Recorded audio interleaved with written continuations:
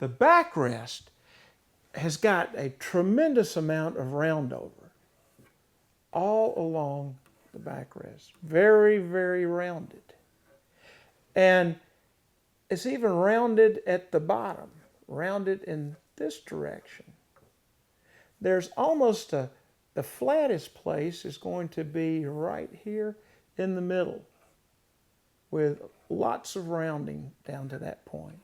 Now, see how all the rounding is taking place, and the way you go from the back leg into that headrest is by making a nice little radius along the edge of the back leg. And it follows all the way under.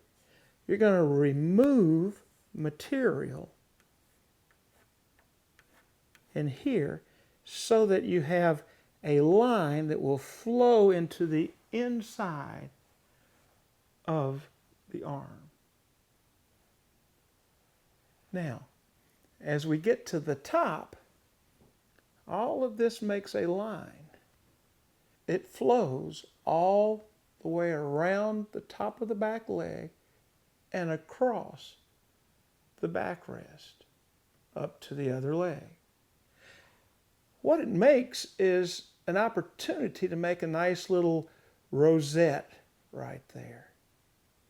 I like to take some material out of that in the middle so that it's got a nice little curve to it. But you can feel the curve all the way down. And again, this is rounded over from the backrest into each of the back legs. That's what makes the chair really beautiful. Now, let's apply some of those concepts, some of those sculptural elements to the backrest. Remember, you're going to be rounding over. I'll do most of the rounding over with a RAS 115, which is a Festool type grinder. You may have a Makita or a Hitachi body grinder with a 4 or 4.5 inch carbide wheel on it. It will do the same thing. It speeds up that sculpturing process of rounding over, removing a lot of material. And in your patterns, you will find a shot of the ideal end grain shot for your backrest here. You can lay it in place, trace it out, and remove a lot of the material down to that particular profile for each end of your backrest. First, be sure you have a visible center line. Then, make some marks on the backrest before you start shaping as a guide for rounding it over. They will tell you where you need to go. Trace the end grain profiles on the backrest. Starting at the bottom point of the end grain profile, draw a line to the opposite point using your finger as a fence to follow the curve. Do the same thing on the top of the backrest. This will almost be a knife edge when you're finished. Start removing material down to the line on the end grain profiles. Use a grinder or a good heavy cut rasp. To round over, first establish a series of flats on the corner of two perpendicular surfaces. Then round them over. Round over to an edge on the top and bottom. Then start on the other side and reconcile them with calipers in various symmetrical locations until they match. Your eyes and sense of touch are your best tools here.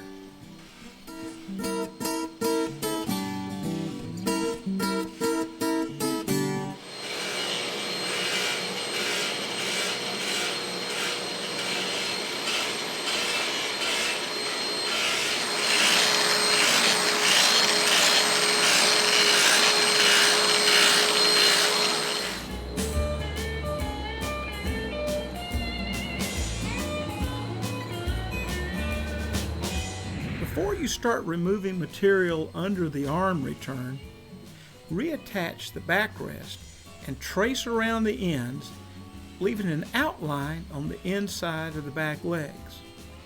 Connect the arm's inside hard line, sweeping toward the bottom point of the backrest outline with a pencil, and you've created the area to remove stock from underneath the backrest.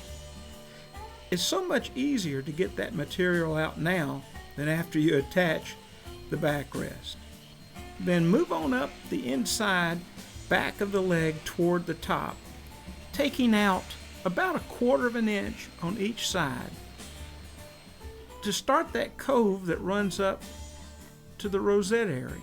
Use a good rasp or a Fordham tool with the right carbide burr to define the lines of the rosette and to smooth out and create a radius down the back leg leading to the arm return line.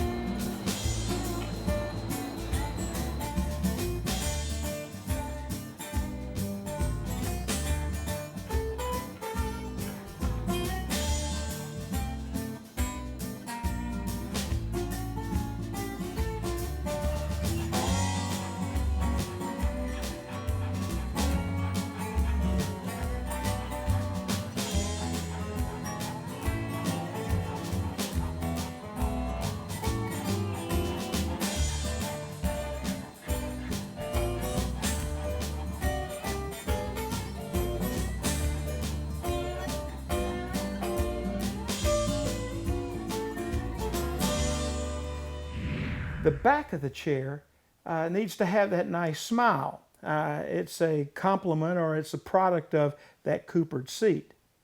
So it would be kind of segmented or kind of bumpy if you didn't sand it so that you get that nice curve. Do that on the top and the bottom. And it's all right to kind of dig into these corners and have it come up just a little bit and then round over.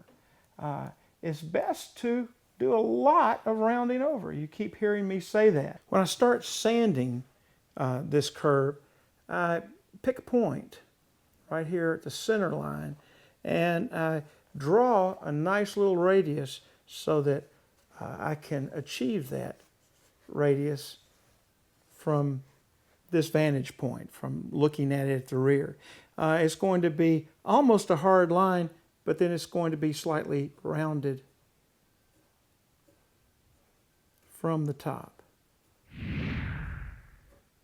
And of course, very rounded at the bottom. And rounded all the way into the corners. You can do that with your Fordham tool, with any kind of a good coarse burr. Do your first shaping, and you can take a grinder and remove and even out what's left of your seat and leg joint here. Just smooth it out. We have studied and sculpted all 3 views of the chair. Now finish the other half of the chair. Then reconcile one side to the other so they look alike, and finish and refine everything with a scraper. Your chair should be smiling at you now.